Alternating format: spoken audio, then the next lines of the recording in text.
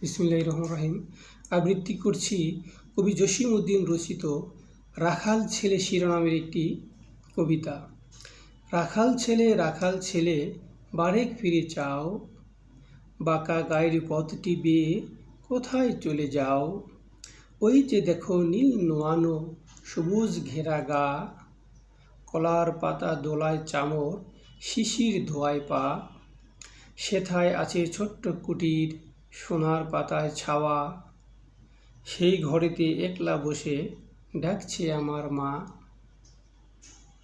সেথায় যাব ও ভাই এবার, আমায় ছাড়ো না। রাখাল ছেলে আবার কোথায় ধাও? পূব আকাশে ছাড়লো সবে রঙিন মেঘের নাও। ঘুম হতে আজ জেগেই দেখি শিশির ঝরা ঘাসে, সারা রাতের স্বপন আমার মিঠেল রোদে হাসে। আমার সাথে করতে খেলা প্রভাত হাওয়া ভাই, সর্ষে ফুলের পাপড়ি নাড়ি ডাকছে মোরে তাই। চলতে পথে মটরশুঁটি জড়িয়ে দুখান পা, বলছে ডেকে গায়ের রাখাল একটু খেলে যা। সারা মাঠের ডাক এসেছে খেলতে হবে ভাই, সাজের বেলা কইব কথা এখন তবে যাই। রাখাল ছেলে সারাটা দিন খেলা, এ যে বড় বাড়াবাড়ি, কাজ আছে যে মেলা।